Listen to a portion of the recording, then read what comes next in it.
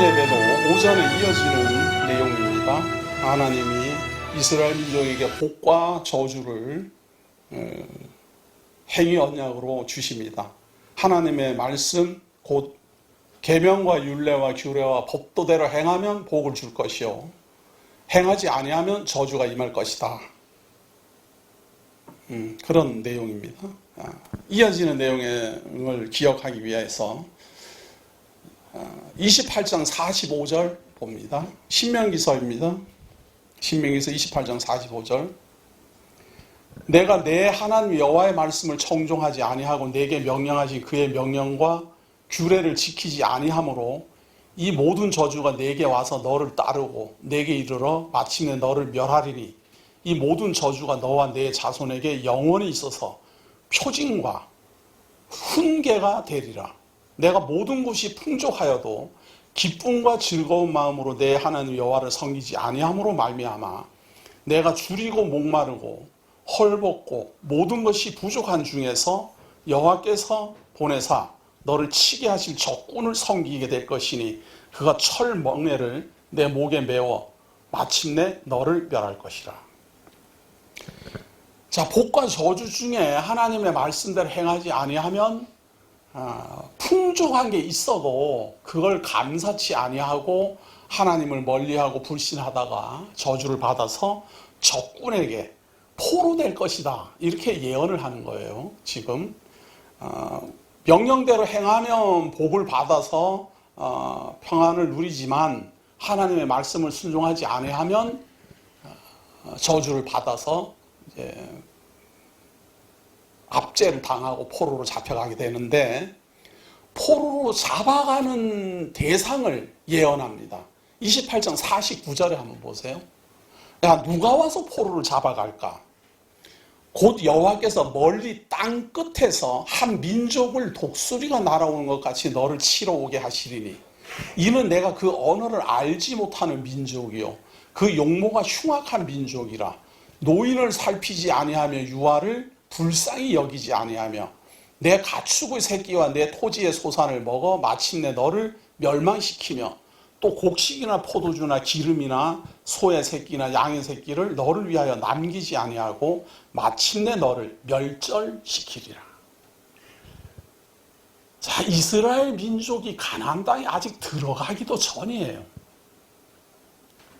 이스라엘 민족은 아직 땅이 없어요.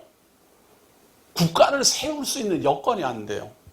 국가를 세우려면 민족이 있어야지 되고 땅이 있어야 되고 통치가 있어야 돼요. 그런데 민족은 있는데 땅이 없어요. 땅이. 터를 잡고 살아가야 될 땅이.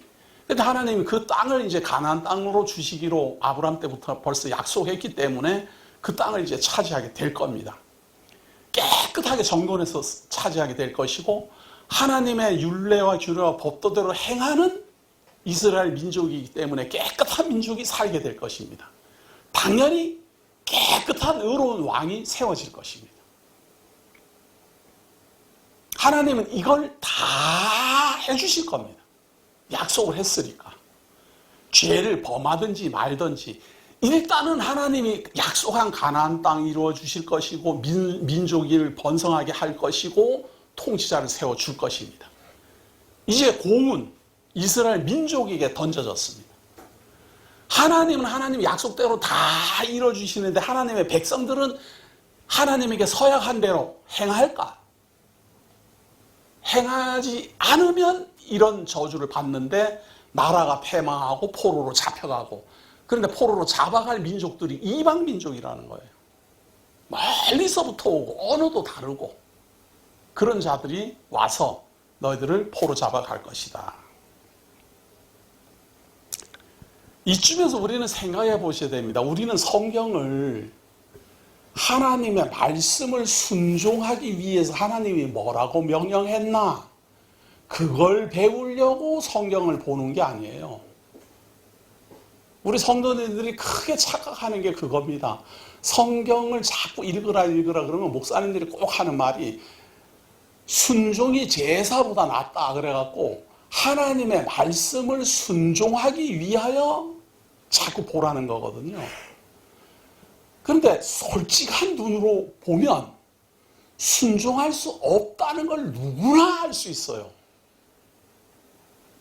우리들의 현대적 시각이나 우리 과거의 선배들이나 하다못해 이스라엘 민족들도 하나님의 말씀을 솔직하게 보면 나는 도저히 접근도 할 수 없구나 하는 걸 깨달아요.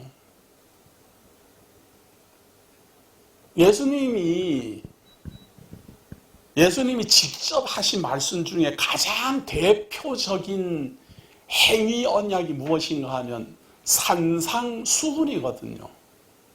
대표적인. 이렇게 행하면 의롭다함을 얻을 것이다. 이렇게 말한 게 산상수훈이에요.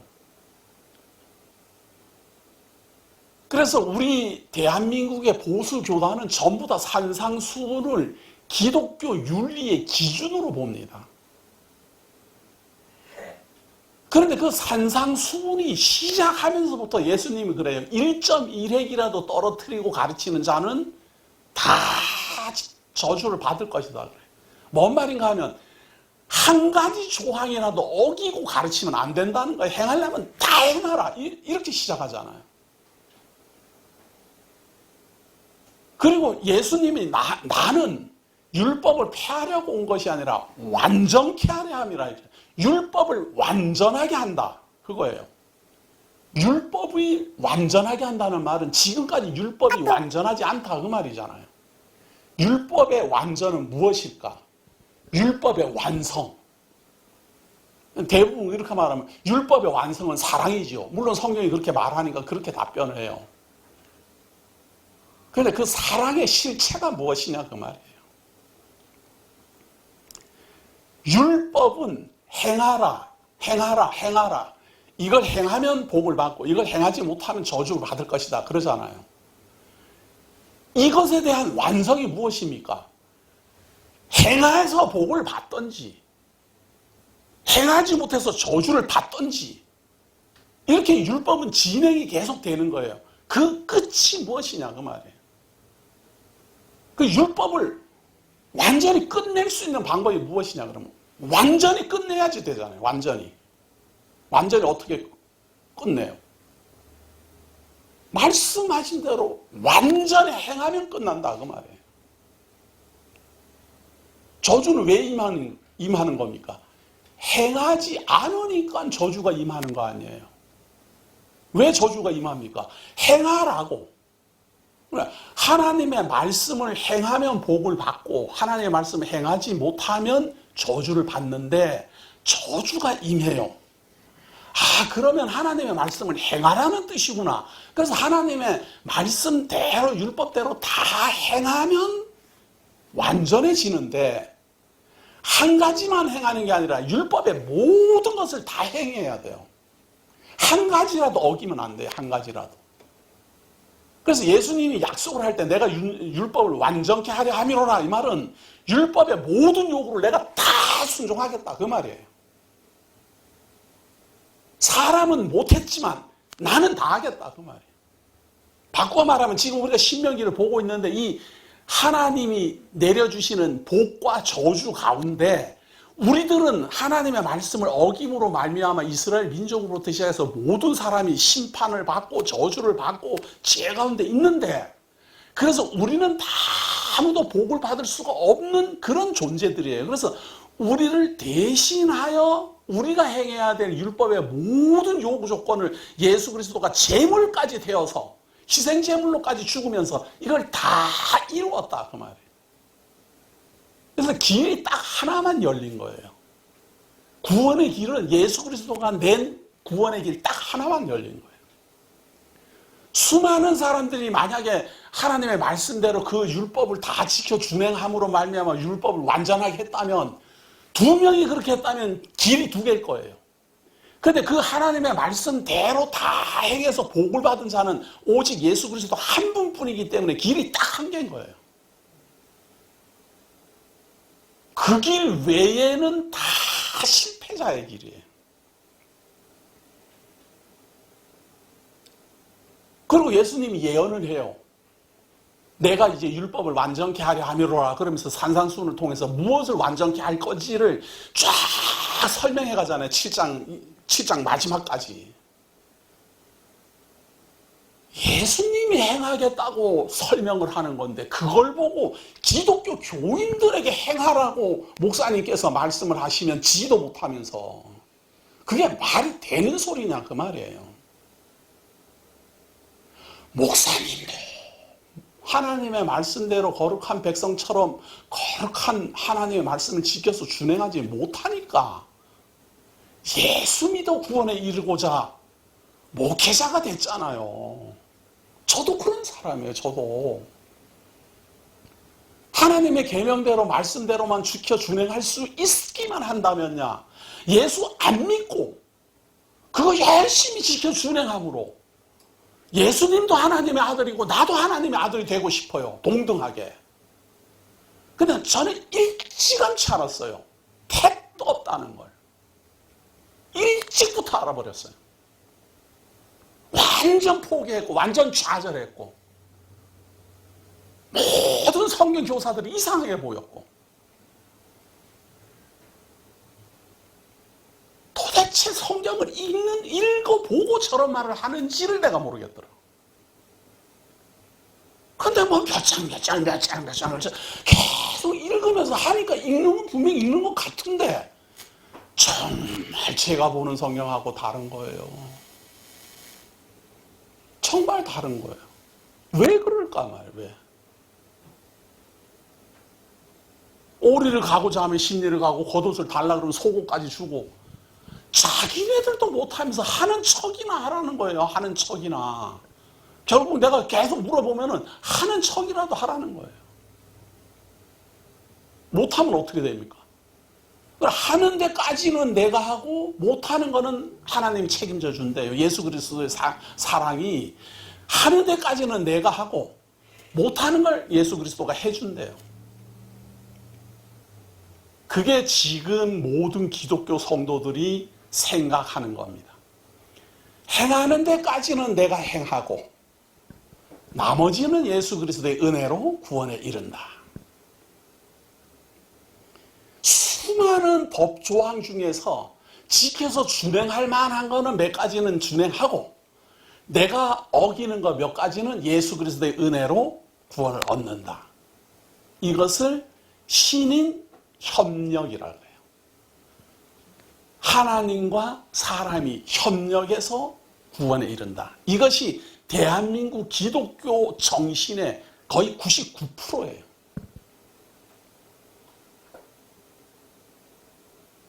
조금이라도 보태야 된다. 그런 이야기지. 어기는 건 예수 그리스도로 말미암아 이루어지고 그런데 말이에요. 하나님이 공의의 하나님이 그렇게 하면은 공의가 되는 거예요? 그게? 자, 제가 예를 들어볼게요. 대통령 아들이 누구한테 사기를 쳐서 100억을 해먹었어요. 그러니까 대통령이 너 이놈아 아버지가 대통령이고 권세가 안만 있다 그래도 너가 뭐 없는 사람 돈을 하기야 100억을 사기쳤으면 없는 사람이 아니네. 돈 많은 사람을 100억을 쳐서 사기를 했다. 네가 다 갚아 임마. 이 아들이 갚을 능력이 없어서 3억은 갚았어요.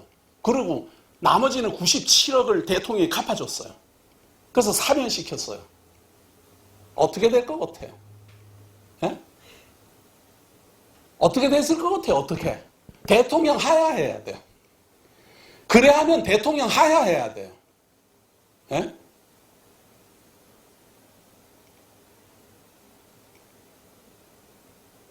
그런 건 공의가 아니에요. 그런 걸 바로 불법이라 그러는 거예요. 근데 내가 범죄를 다 했어요. 내가 법을 준행하려고 다 했는데 99% 다 범죄하고 99% 범죄하고 1% 준행했어요. 그래서 하나님이 그래 99% 범죄한 건 내가 다 해결해 줄게. 그렇게 하면은 하나님의 공의가 무너져요. 그런 걸 불법이라 그래요. 눈 감아줬다 그 말 아니에요.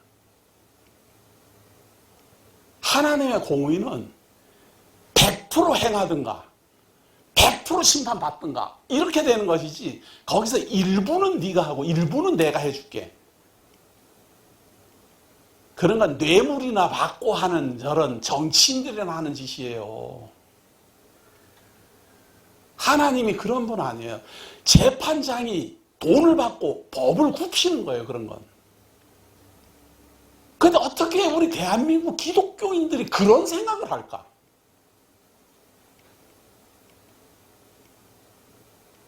기독교라는 말은 나는 모든 법 아래서 죄인이 되었고 내 능력으로는 구원에 이를 수 없는 완전히 죽은 자 가운데서 예수 그리스도의 완전한 보혈의 공로가 나에게 생명을 주고 생명의 길을 주고 진리를 주고 중생하여 거듭나게 하셨다. 그러므로 말미암아 나는 하나님의 온전한 은혜를 힘입어 하나님의 백성이 되었노라 고백하는 게 기독교인이에요. 내 공로는 1%도 없고 100% 하나님의 은혜라. 100%. 그것이 하나님의 긍휼하심이에요. 그런데 거기에다가 그 하나님의 은혜에 나도 같이 어깨를 겨루고 싶어서 하나님은 90% 은혜를 베풀고 나는 10%내 걸로 합시다. 그런 걸 하나님의 영광을 도둑질했다. 그렇게 말하는 거예요. 하나님이 뭐가 부족해갖고 인간의 힘을 10% 필요로 해갖고 거기에다가 하나님의 영광을 흠집을 내겠느냐 그 말이에요. 전지전능하신, 완전 무결하신 그런 하나님의 성품과 속성에는 그런 거 없어요. 일부는 하고 일부는 하지 않고, 그런 건 인간들이나 갖고 있는 생각이에요. 그걸 완전 무결한, 완전 전능하신, 왜 완전하신 거룩하신 하나님 영광을 가리는 거예요. 내가 10% 가리면 10% 도둑질하는 거고, 내가 20%라고 내세우면 20% 하나님의 영광을 도둑질하는 거예요. 그 영광을 하나님께로 돌려주시라고. 이제는 자기의 영광으로 취하지 말고 우리가 이렇게 이스라엘 민족을 하나님이 특별히 훈련했음에도 불구하고 이런 죄 속에, 이런 처절한 실패 속에, 이런 처절한 포로로 잡혀가는 역사가 1500년 동안 진행됐다는 걸 우리에게 그대로 보여주는 거예요. 이스라엘 민족을 제가 지금 이 역사가 1500년 동안 이제 이스라엘 민족이 막 포로로 잡혀가고 패망해서 가고 막 할 겁니다. 하지만 그럼 그들이 가나안 땅에 들어가자마자 하나님 말씀 100% 어겼을 것 같아요? 그들이 가나안 땅에 들어가고 바벨론 제국에 무너질 때까지 100% 하나님을 업신여기고 100% 하나님 말씀을 불신했을 것 같아요? 적어도 대한민국에 있는 교인들보다는 율법 더 많이 지켰어요. 아무리 우상을 섬겼어도 거기에 같이 하나님을 섬기고, 암만 우상 숭배를 하더라도 주례는 지켰고 율례는 지켰고 다 규례대로 정한 날만 할례는 행하고 다 했어요. 아니 이스라엘 민족 절대로 착각을 하면 안 돼요. 하나님이 이스라엘 민족을 지금 이 율례와 규례와 법도를 주고 이들이 이제 하나님의 징계를 받아서 다 포로로 잡혀가고 나라가 망할 거예요. 예수 그리스도 올 때까지 그 예언이 그대로 이루어지는데, 그 이루어지는 1500년 동안 이스라엘 민족들이 하나님의 율례를, 계명을, 법도를, 규례를 행하지 않은 줄 알면 안 된다 그 말이에요. 대한민국에서 어쩌다가 뭐 안식일 좀 지키고 뭐 먹는 거 요거 저거 뭐 뱀장 안 먹고 오징어 안 먹고 그러는 정도가 넘어요. 이스라엘 사람들은 지금도 그래요. 지금도. 예수님이 왔을 때도 손을 다 씻고 먹고, 예수님이 왔을 때도 성경을 달달달달 외워요. 그냥 다. 그리고 회당에 매주 모여갖고 새벽부터 밤 늦도록까지 회당에서 성경 말씀만 이야기했어요. 우리처럼 모여갖고 찬송 부르고 그냥 계속 뭐 민주당이 어떠니 한국당이 어떠니 정치 향해요. 그딴 짓 안 해요. 그런데도 하나님의 말씀을 분술적으로 했다고 저주를 받았다 그 말이에요. 우리는 이스라엘 민족들이 하나님의 말씀을 행했던 그 과거의 역사를 가만히 살펴보면 우리는 그들의 발끝도 못 따라가요. 어느 정도로 심했는가 하면 이제 저주를 받아가지고 적군이 쳐들어와요. 안식일 날 쳐들어오면 그냥 죽었어요. 안식일에 전쟁하면 안 된다고 그래서. 안식일을 범할까 봐. 대한민국에서 좀 하나님의 말씀에 순종한다 하고 개폼 잡는 이단 교주들이 그렇게 할 것 같아요? 어린 반푼어치도 없는 소리 하지 마세요. 지금이 평화기니까 뭐 그냥 아주 먹고 살기 좋으니까 이런 말 저런 말로 해가지고 마치 거룩한 민족인 것처럼 뭐 6월절 지키고 안식일 지키고 제법 막 의로운 척 막 하지만 그런 걸로는 택도 없어요. 택도. 그런 걸로 만약에 하나님이 복을 주시고 진짜 그런 걸로 말하면 하나님이 저주를 행하지 않았다면 이스라엘 민족은 저렇게 망하지 않아요. 다윗이 얼마나 위대했으며 솔로몬의 영광이 얼마나 크게 달했습니까? 그 다음부터 그들이 계속 내리막길로 간 것은 맞지만 그들이 하나님의 말씀을 100% 어긴 것이 아니다 그 말이에요. 우리들이 지금 봤을 때는 혀를 내두를 정도로 율법을 행했어요. 혀를 내두를 정도로.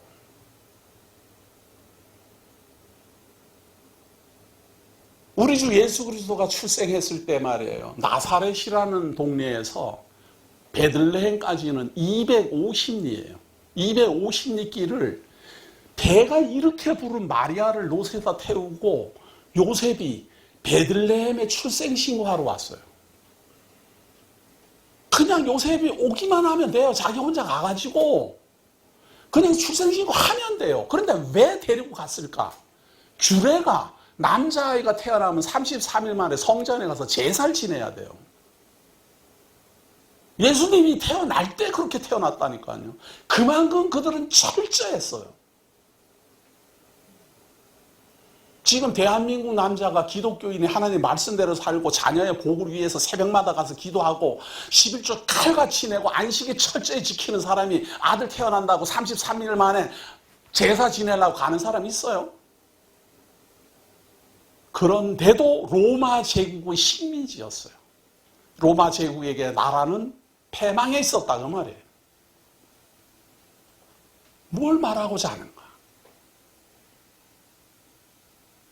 율법 몇 가지 조항, 그저 안식일 뭐 도적질 하지 마라 그런 거 몇 개 지켜서 준행한다고 하나님 말씀 순종하는 것처럼 그렇게 폼 잡지 마십시오. 정말 부끄러운 줄 알아야 됩니다. 정말 창피한 줄 알아야 됩니다. 옆에 사람보다는 의롭게 보일 수 있습니다. 옆에 친구보다는 내가 더 윤리적일 수 있어요. 그러나 우리는 하나님 앞에 서는 거 아니에요. 하나님 앞에. 우리끼리 기재기 맨날 해봐야 아무 소용이 없어요. 하나님 앞에 서는 거 아니에요. 하나님 앞에 서려면 우리보다 먼저 선 이스라엘 민족들하고 기재기를 하셔야죠. 이스라엘 민족들하고 적어도 기재기를 해야 될 것 아니에요. 그럼 이스라엘 민족들이 정말로 예수 그리스도가 오실 때 예수님이 독사의 자식아 회치라 무덤해라 이렇게 했을 때 그들이 우리들 지금처럼 우리 이 사람들처럼 악한 줄 아세요? 예수님이 이렇게 말합니다. 간음한 여자를 데리고 와서 이 간음하다가 현장에서 이 여자를 잡았습니다. 어떻게 할까요? 예수님이 죄 없는 자부터 돌을 들어 쳐라. 그러니까 그들이 전부 다 찔려서 돌을 내려놓고 다 떠났어요. 지금 현대인들은 너도 나도 돌부터 던질 겁니다. 안 들키면은 의로운 거예요. 안 들키면. 들키면은 다 나쁜 놈이고. 이런 사람이 무슨 율법을 지킨다고 또 율법을 지키라고 또 율법을 행하는 줄로 그렇게 착각들 하십니까? 하나님께서는 지금 신명기를 통해서 복과 저주를 분명히 선언하시고 저주가 임하면 나라가 망하게 될 것이고 포로로 잡혀가게 될 것이다. 그런데 그렇게만 말씀하시면 그래도 하나님의 택한 백성인데 무책임하잖아요. 그럼 그 다음에는 어떻게 됩니까? 그 다음에는 하나님께서는 저주를 받아서 포로로 잡혀갈 것이다. 그러면서 예언을 합니다. 그렇게 잡혀가지만 돌아오게 될 것이다. 예언을 하는데요. 28절, 67절 봅니다.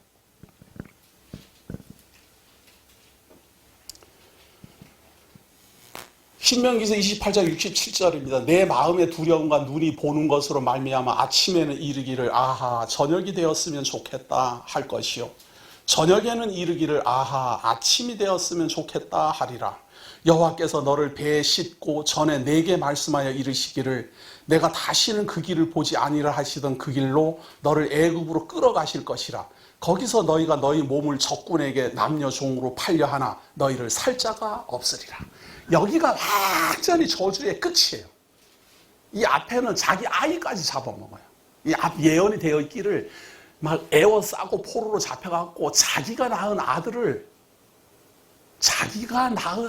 잡아먹는데 옆에 사람을 미워해요. 왜냐하면 옆에 사람이 뺏어먹을까 봐. 그런 예언이 다 돼 있어요. 이건 정말 극악한 상태까지 간 거예요.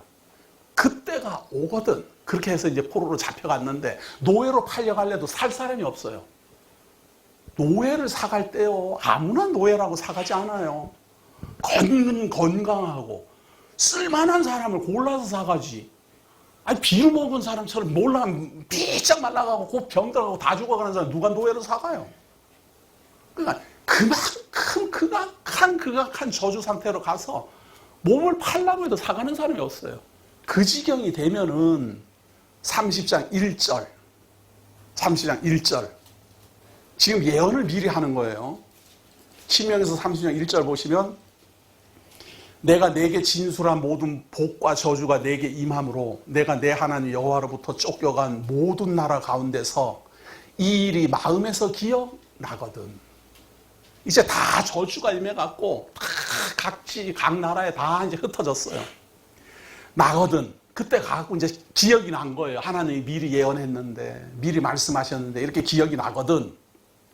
너와 내 자손이 내 하나님께로 돌아와 내가 오늘 내게 명령한 것을 온전히 따라 마음을 다하고 뜻을 다하여 여호와의 말씀을 청종하면, 자, 이제 멀리 가갖고 후회하고 회개하면서 이제는 하나님의 말씀대로 살겠습니다. 이렇게 하면 내 하나님 여호와께서 마음을 돌이키시고 너를 긍휼히 여기사 포로에서 돌아오게 하시되 내 하나님 여호와께서 흩으신 그 모든 백성 중에서 너를 모으시리니 내 쫓겨간 자들이 하늘가에 있을지라도 내 하나님 여호와께서 거기서 너를 모으실 것이며 거기서부터 너를 이끄실 것이라. 이게 하나님이 내가 택한 백성이니까 책임진다 그 말이에요. 이런 걸 은혜 언약이라고 그래요. 아무리 하나님의 말씀을 어기고 아무리 하나님에게 저주를 받아갖고 나라가 망하고 포로로 잡혀가고 멀리 떠나 있어도 하나님의 말씀이 기억나는 사람들이 있어요. 그들이 택한 자들이에요. 하나님이 우리 조상적부터 우리에게 이렇게 약속하셨는데, 이런 예언을 하셨는데, 이렇게 하셨는데 우리가 하나님을 너무너무 무시하고 우상을 숭배하고 하나님의 말씀을 지킨다고는 지켰지만 반도 지키지 않았고, 안식일을 지킨다고 지켰지만 반도 지키지 않아서 하나님이 진노하심으로 우리가 포로로 잡혀왔구나. 하나님이여, 우리를 생각하시고 우리를 포로에서 다시 돌려주옵소서 약속하지 않았습니까? 신명기에서 우리 조상들 앞에서 약속하지 않았습니까? 그래서 우리를 돌려주십시오 그렇게 하거든. 하늘가에 있을지라도 내 하나님 여호와께서 거기서 너를 모으실 것이며 거기서부터 너를 이끄실 것이라. 포로로 잡혀갖고 저 하늘 끝에 가 있는데도 불러온다. 그 말. 뭔 말인가 하면 포로에서 해방을 얻는 것도 너희들 힘으로 해방을 얻는 게 아니고 내가 인도해야만, 내가 구원해야만 구원에 이른다. 하나님의 말씀을 어기는 거는 너고 하나님의 말씀을 어김으로 말미암아 저주를 받은 것도 너고 포로로 잡혀가고 멀리 포로로 노예로 끌려가는 것도 너지만 돌아오게 하는 것은 나다. 왜? 내 백성이니까. 내가 아브라함에게 약속한 내 백성이니까. 내가 택한 백성이니까. 아무리 저주를 받아서 아무리 죄악 속에 살아도 한번 생각해 보십시오. 여건이 좋은 시기, 자기네 왕국이 있고 예루살렘 성전이 있고 제사 지내기 좋고 제사장도 있고 다 있을 때도 하나님을 안 믿던 사람이 이방 제국에게 잡혀가면 성전도 없고 제사 지낼 형편도 안 되고 먹고 사는 것도 힘들고 능력도 없고 아무런 조건도 없어요. 무슨 재간으로 하나님을 더 믿겠어? 더 믿을 수가 있겠느냐? 더 잘 믿을 수가 있겠느냐? 그 말이에요. 하나님의 말씀을 순종하고 싶어도 순종할 능력이 없고 조건이 없어. 환경이 안 돼요. 마음만 간절해요. 마음만. 그러면서 후회하는 거예요. 내가 그렇게 좋은 환경에서도 하나님의 말씀을 어겼는데 내가 그런 환경에서 하나님께 감사하지 않고 그냥 먹고 노는 것만 바빴는데 만약에 이제 다시 그런 환경이 주어진다면 만약에 그런 조건이 주어진다면 이제는 정말 간절함으로 하나님께 순종하고 하나님의 거룩한 말씀대로만 살고 이방신은 다 배쳐가고 오직 하나님의 긍휼하심만 바라고 제사 지내고 죄사함을 받고 그렇게 살아야지 하는 마음만 들지. 그럼 방법이 있어요? 자기네 나라도 아니고 노예로 붙잡혀 와가지고 먹고 사는 것도 빈궁한데 그때가 되면 부르겠다. 사람의 공로는 아무것도 할 수도 없거니와 공로도 없어요. 하나님은 우리를 공로를 보고 부르지 않아요. 중심을 보고 불러요. 무엇을 하나님께 했기 때문에 하나님은 우리를 귀하게 여기는 게 아니고 우리의 중심이 참으로 하나님 앞에 큰 죄인임을 깨닫고 누구 눈치를 보는 게 아니라 본인이 골방에서 하나님 앞에 엎드리는 걸 본다 그 말이에요. 내가 사람들 앞에서는 창피해서 말을 못하지만 사람들 앞에서 들킬까 봐 말을 못하지만 하나님은 아시지 않습니까? 하나님은 아시지 않습니까? 그게 기도예요. 그게 기도예요. 말주변 좀 좋아가고 남들에게 보라는 듯이 거창하게 말 잘하고 그런 기도가 간절한 기도가 아니고 하나님 앞에서 솔직하고 어두운 골방에서 오직 하나님만 대면하고 말하는 거예요. 하나님이 우리를 그걸 보시는 거예요. 이제 때가 되었구나. 그렇게.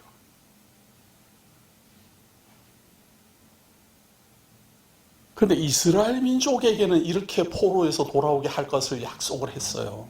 저주를 받아서 어디 가 있더라도 너희를 돌아오게 할 것이다 했는데 우리는 그런 약속이 없어요. 저주를 받아서 포로로 잡혀간다는 예언도 없고 포로에 잡혀가가지고 하나님을 믿으면 다시 돌아오게 한다는 예언도 없어요. 그럼 우리는 이걸 왜 봅니까? 그래서 예수님이 해석을 하는 거예요. 해석을. 진리를 알지니 진리가 너희를 자유케 하리라.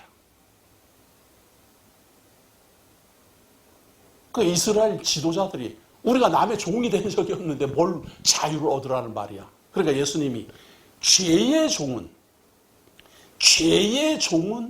종이지 않아요. 사단의 종이고 사망의 종이고 죄의 종이고 그래서 우리는 어떤 나라의 포로로 잡혀가거나 어떤 나라의 노예로 팔리지는 않았지만 사단의 종으로 팔렸잖아요. 사단의 종으로 팔리면 하나님을 믿을 수 있는 환경이 안 돼요. 죄의 종으로 태어나 죄의 종으로 살다가 죄의 종으로 죽어가는 사람은 자기 스스로 구원에 이를 방법도 모르고 길도 없어요. 능력도 없고 반드시 사망 권세를 이기는 능력자가 와야만 돼요. 모든 사람은 사망 권세 아래 태어나기 때문에 모든 사람은 사람을 구원할 수 없어요. 모든 사람은 죄 가운데 태어나기 때문에 죄 가운데 있는 사람을 죄인을 구원할 수 없어요. 자기도 구원 못해요. 남을 구원한 건 그만두고. 우리는 말이 좋아서 남을 위해서 희생한 사람을 참 의인이라고 그러고 우리끼리 다 그러잖아요. 하도 그러는 사람이 없으니까 남을 위해서 희생을 한 사람을 우리는 의인이라고 그래요. 죄인들이 모여서 죄인을 의인이라고 그러고 있는 거예요. 그러니까 조금 나으니까. 죄인들보다는 조금 나으니까 우리가 볼 때는. 그렇다고 하나님이 그 사람을 의인이라고 할까? 하나님의 심판의 기준에 진짜 맞을까? 사람 수만 명이 모여서 의인이라는 것도 소용없어요. 사람들 수십만 명이 모여갖고 우리 메시아라고 해도 그거는 거짓 메시아예요. 사람은 사람이 구원할 수 없어요. 그래서 하나님이 와야 되는데 하나님이 오시면 모든 사람은 모든 죄인은 그 거룩하신 하나님을 보는 순간 다 심판의 대상이에요. 하나님이 죄인을 가까이 안 해요. 할 수가 없어요. 그래서 약속하기를 하나님이 사람으로 오겠다. 그것이 임마누엘이에요. 하나님이 사람과 함께 계시다. 이제 우리가 12월 25일을 예수 그리스도가 출생하신 날이라 그래요. 또 사이비 교주들이 성탄절날 예수님이 안 태어났다고 막 난리 법석이에요. 그러면 또 많은 사람들이 진짜 그런가 보다 그래갖고는 나는 성탄절 안 지킨다 그러고 또 개폼 잡아요. 아니 예수님 온 거는 맞잖아요. 12월 25일이 아닌 건 저도 알겠어요. 근데 맞을 수도 있어요. 365일 중에 12월 25일 날 오실 수도 있고 아닐 수도 있어요. 무슨 증거로 25일 날 안 왔다고 그렇게 큰 소리 치는 거예요. 오신 날도 모르면 안 왔다라는 증거도 모르는 거예요. 근데 오신 거는 분명하고. 그래갖고 예수 믿는 사람이 12월 25일 날 우리 모여갖고 우리 주 예수 그리스도 오신 거 감사하고 축하하고 서로 인사하자. 그래갖고 전통적으로 그거 지켜갖고 성탄절이라 이래 명해갖고 축하합니다 서로 기쁨 나누고 그러면은 좋지. 성탄절날 예수님이 안 왔다라는 보장도 없어요. 그날 왔을 수도 있는 거예요. 증거를 제시를 못하는 것 뿐이지. 예수 그리스도가 나사렛 베들레헴에서 나사렛 마구간에서 태어났는데 유명한 사람도 아니고 그분을 역사에 누가 기록을 해놓겠어요. 몇 월 며칠 날 태어났다고.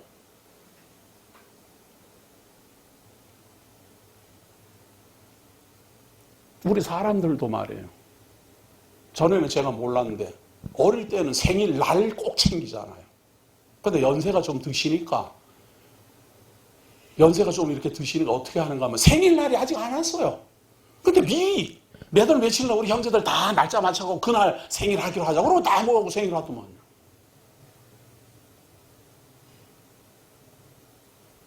뭔 말인가 하면 우리 부모님이 태어난 날을 기억한다 이거잖아요. 의미가, 생일에 대한 의미가. 내 자녀가 그날 태어났다는 걸 기억한다 그 의미잖아요. 우리 주 예수 그리스도가 하나님이 하늘로부터 독생자가 이 땅에 오셨다는 걸 기억하자 그거 아니에요. 그 성탄절날 예수 그리스도 오신 걸 나는 믿을 수가 없기 때문에 성탄절 안 지내는 사람은 365일 한 번도 안 왔어요. 그 사람이 예수님이 안 왔어요 아직도. 희한한 사람이야. 아직 기다리고 있어요 그 사람들은. 우리는 왔어요. 언제 왔어요? 12월 25일 날 왔어요. 증거 있어요? 안 왔다는 증거는 있어요? 말싸움하자.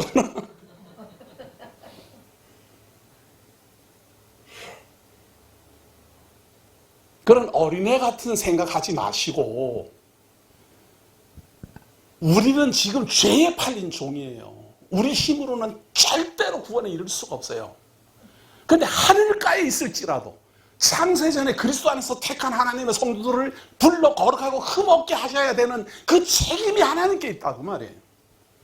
그 책임을 수행하시기 위하여 하나님은 친히 독생자를 이 땅에 보내시고 그분으로 말미암아 구원에 이르게 하시고 생명을 얻게 하고 거룩한 하나님 백성 되게 하고 모든 율법을 어긴 죄를 사함 받게 하고 대신 대가를 다 치루어서 하나님 성도라 인쳐주셨는데, 그걸 감사하고 그걸 감격하고 그걸 찬송하기 한 것도 부족해서, 하루도 부족해서 일주일씩 해야 될 텐데, 그 하루도 뭐가 그렇게 속상해갖고 이 핑계 저 핑계 대면서 잘난 척하고는 성탄절날 난 안 한다. 나한테는 인사하세요. 많이 하세요.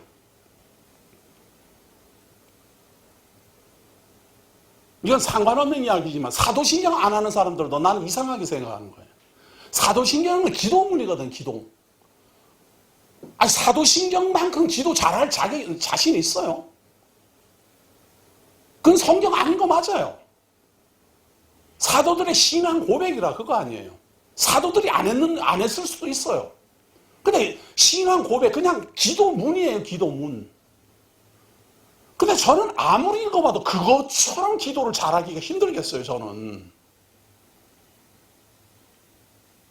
그래가지고, 아니, 대표 기도 막 그냥 두서없이 막 하는 것보다 그거 다 같이 암송하면 얼마나 멋있고 좋은데, 그것도 뭔, 맞니 틀리니 그래갖고 번역을 새로 한다고 그래갖고 번역 새로 해놓은 게 더 이상하게 번역을 해놓고.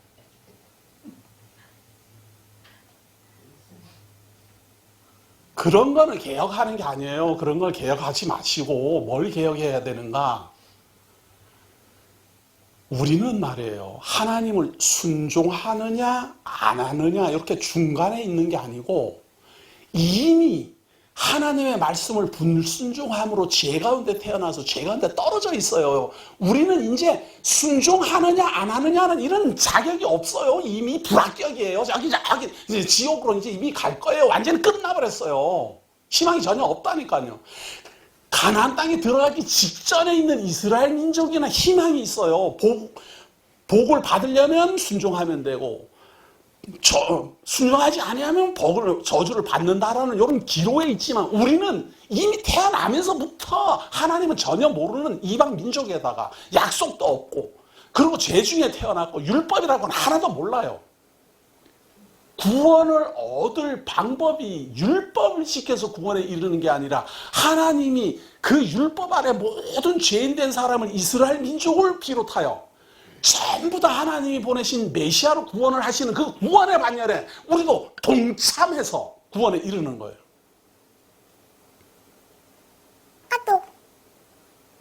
먼저는 이스라엘 민족, 뒤를 따라서는 이방 민족. 우리 주 예수 그리스도가 우리의 대속제물 되셔서 오직 열어놓으신 진리의 길, 생명의 길, 구원의 길, 단 한 길, 그 길로 이스라엘 민족도 들어가야 되고 이방 민족도 들어가야 돼요.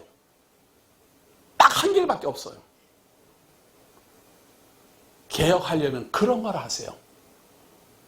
군더더기 옆에 막 조항들 붙인 거 다 제거하고 단순하게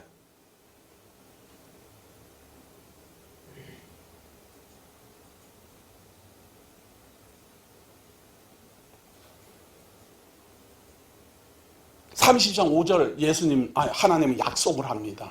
이들이 포로로 잡혀가서 이제 하늘가에 있을지라도 그들을 돌릴 때 돌려서 포로에서 돌아오게 하는 걸로 끝나는 게 아니에요.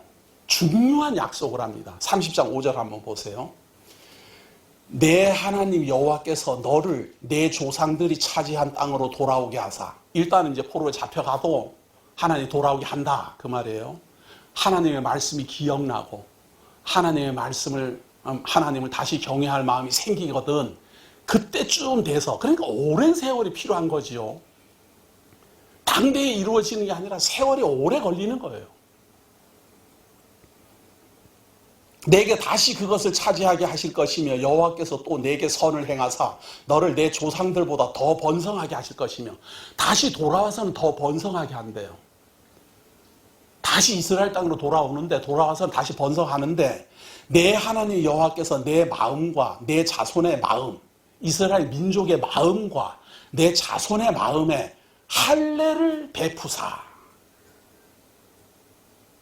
이게 놀라운 예언이에요. 지금까지 할례는 육신에 행해왔어요. 그런데 하나님은 이제 가나안 땅에 들어가서 하나님의 말씀을 어기고 저주를 받게 돼서 다른 나라로 포로로 잡혀갔다가 돌아오면 나라도 회복되지만 옛 조상들보다 더 번성하기도 되고 마음의 할례를 행한다는 거예요. 마음에. 저는 이 구절을 읽으면서 전율을 하는 것 같았어요. 맨 처음에 이 구절을 봤을 때. 왜냐하면 고린도 후서 2장에 바울이 우리들 신비에